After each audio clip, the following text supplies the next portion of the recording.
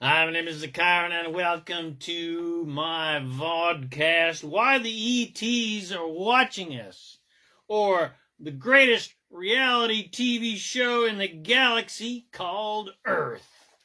So, humanity is fascinated with reality television because we are fascinated about other people, how they think, what they look like, their desires, their passions, their faults, and their beliefs.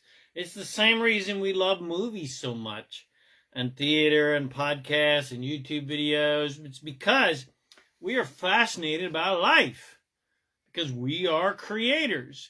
And for the ETs out there, we're the most exciting reality TV show in the galaxy.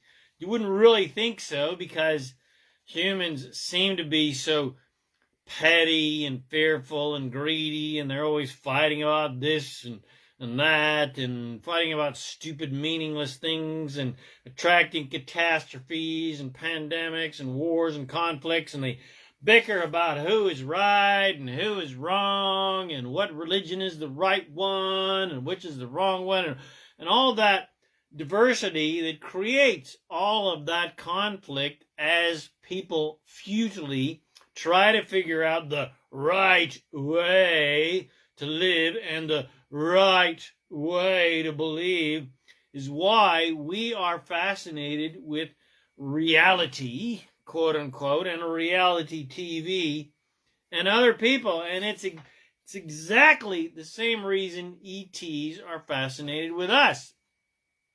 Hence why, if you're really paying attention, you will see ships above the planet. For some people, the concept of extraterrestrials and the whole idea of other inhabited planets in our galaxy and ETs visiting planet Earth seems unreal or impossible or at least scary or just basic science fiction. But for some people, and possibly most people, it seems perfectly logical that there are ETs, or at least would-be ETs, and even ETs among us, and ETs visiting us. I mean, why not? We travel to foreign countries to visit people who look, think, believe, and act differently to us. So why not ETs? If I had a spaceship, I would certainly go on holidays to other planets, that's for sure. For me, ETs are just a given.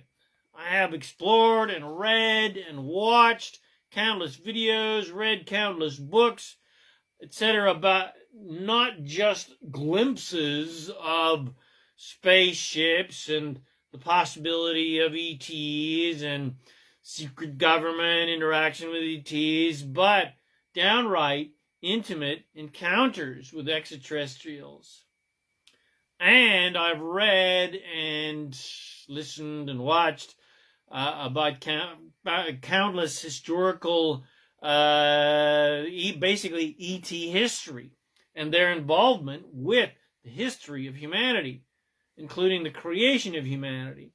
And there are countless books and videos about this subject if you care to educate yourself about ETs, etc., and ET history, including pictures and detailed descriptions of the many ET races, their ships, their philosophies, their home worlds, their sexual practices, their gender things, their spiritual beliefs, and their history in the galaxy, relating to one another and relating with humanity and in past civilizations, such as the Mayans, etc.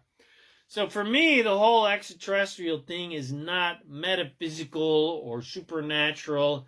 It's just a logical fact. And if you watch the UFO videos and the YouTube videos and TV shows and paranormal shows on TV and other related shows, you will soon see that there are countless ET ships above our planet, and most probably discreetly visiting our planet every single day. And this has been happening for literally hundreds of thousands, if not millions of years. So why are ETs so fascinated with our big blue marble? And why are ETs fascinated with us humans? Well, it's because we live on the leading edge of creation, and we live in a world that is still full of great contrast and conflict and diversity of beliefs and diversity of desire and diversity and contrast of things that we don't like and don't want, which is literally the fuel of evolution. And of course, a lot of these ETs are really beyond a lot of this sort of contrast. The contrast in their lives is a lot less.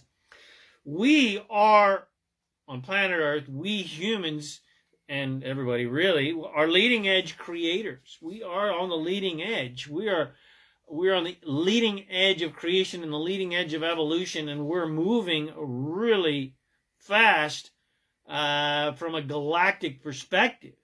Even though it may seem to people like me that we're moving at a snail's pace, but that's only because I have evolved at a really fast pace, way beyond most people have even imagined. But it only seems like a snail's pace because most people are still unconscious creators rather than conscious creators. Whereas I'm a conscious creator, and which makes me aware of the big perspective. Everyone is creating their own realities, whether they're consciously aware of that fact or not. But nonetheless, it is most certainly true. Absolutely everyone is creating their own realities, just that most people are doing it unconsciously. And you're either creating improvement in your life on a conscious, deliberate level and seeing the manifestations that improvement of that improvement in your current physical life because of your conscious, deliberate focus on what you want, or you're like most people who are unconsciously creating improvement on planet Earth in a general way just because of their desires for improvement, which manifest, but not generally in their own lifetimes, but in the next generation because they don't really keep up with their own desires. And to ET civilizations who, have less diversity because their civilizations have evolved beyond where we currently are, to these civilizations, we have evolved to a state where there is a great level of spiritual, philosophical, and technological unity. For them, there is less contrast. There are less unwanted things that inspire the desire for greater expansion and improvement.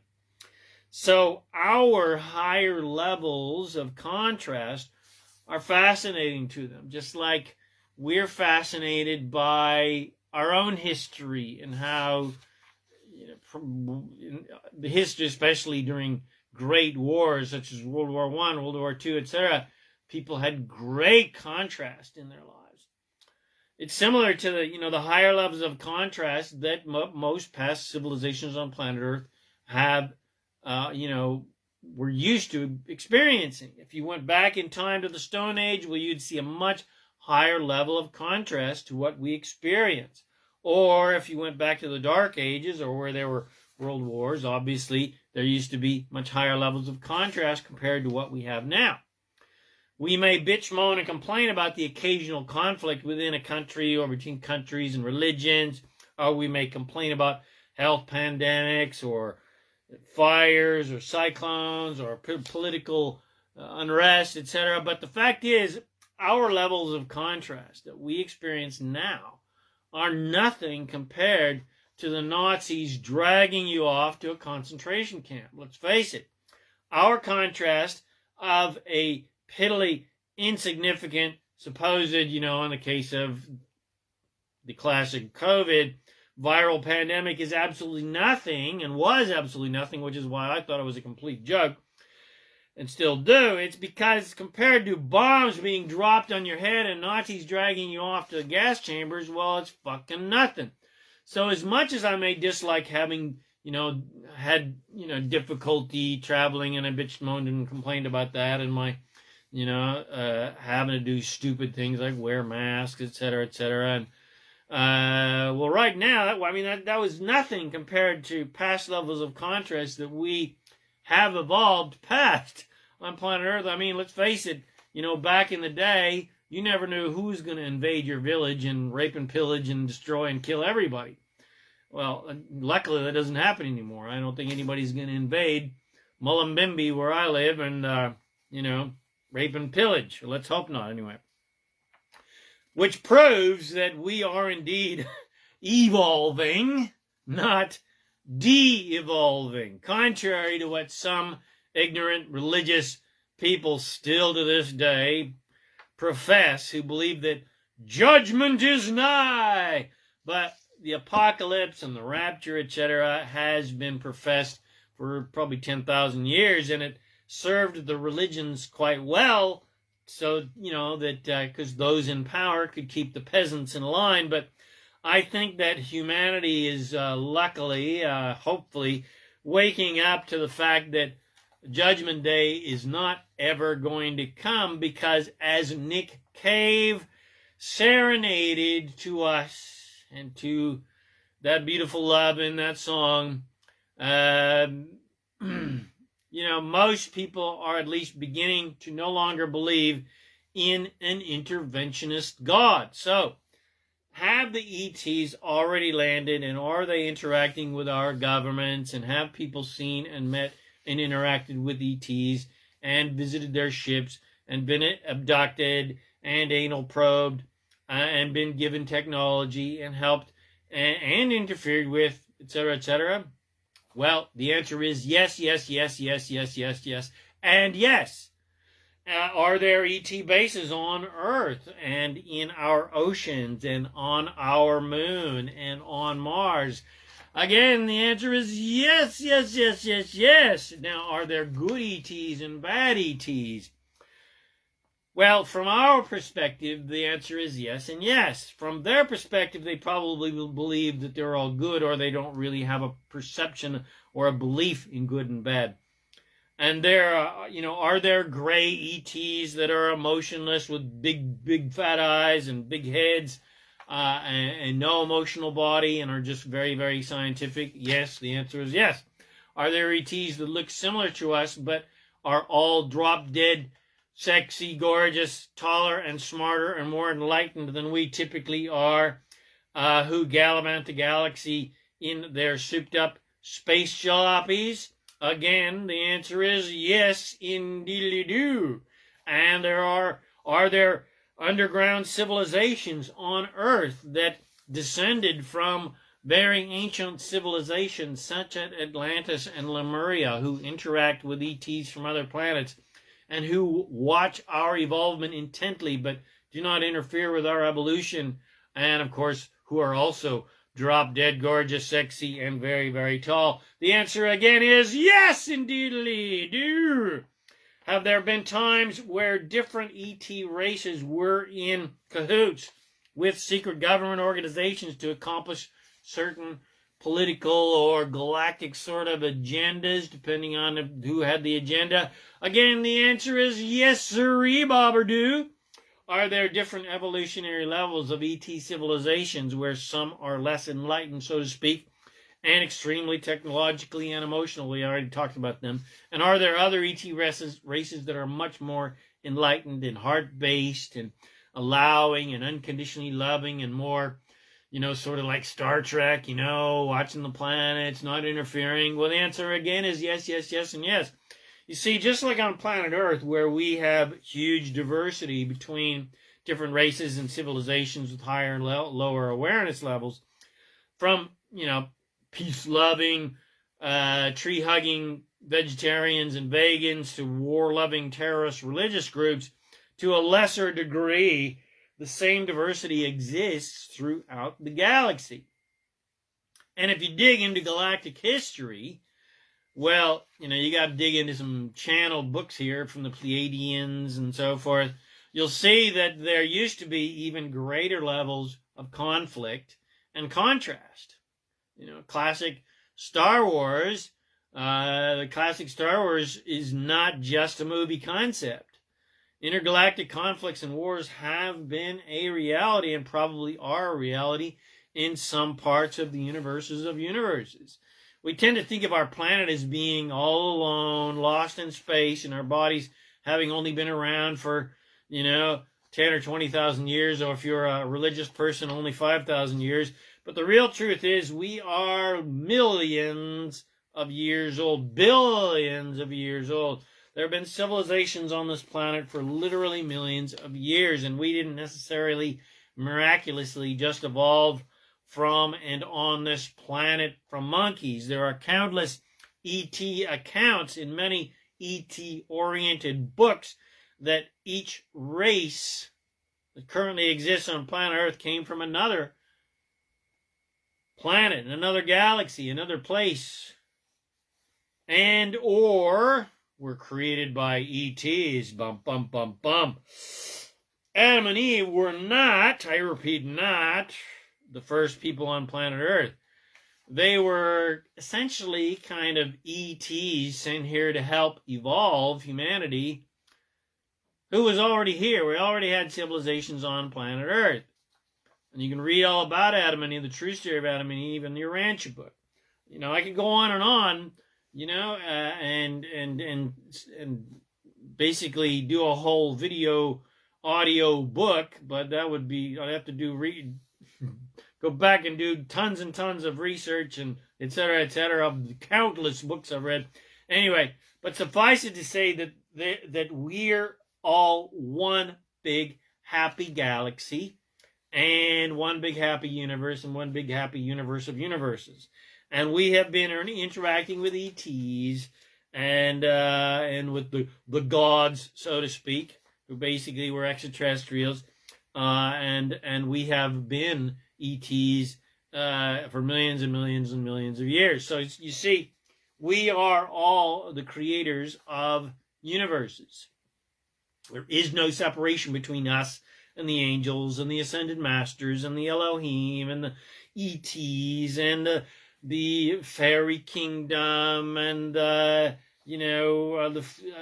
more fourth dimensional magical world, the Harry Potter world and Source and the creators of worlds, etc., etc. We're all one big happy family. There's no such thing as separation, and there is no such thing as a right way or a wrong way. There is no such thing as judgment. There is no such thing as commandments. There's no such thing as sin. There's no such place as hell. There's only eternal, unconditional creation and immortality. We are all eternal, immortal creators. We are all eternal souls, if you will, on the adventure of infinite creation. And no one ever dies or is judged by anyone higher than humans, of course. And no one needs to prove their worth to God or anyone. And we have complete freedom to do whatever we want to do in creation, and we have the complete power to do whatever we want in creation. We can be a goody two-shoes if we like, or we can be Batty Battertons. It's our choice. No one judges us. No one cares. No one throws us in to eternal hellfire because we've been a Batty Batterton. You can be a cowboy or a monk or a dictator or a KKK guy or a model or an artist or a scientist or a ditch digger or an ET or an angel or a fairy or a gorilla or an ant, and no one really cares. It's all up to you what you want to do and what you want to create. So what will you be? What lofty dreams do you have that you would like to create? Whatever it is, you have the support of the entire force of creation available to help you, and no one is judging your desires as being impractical or impossible except for ignorant, uneducated, deluded humans. So get to it. Get on to it, baby. Be the cosmic adventurer that you truly are.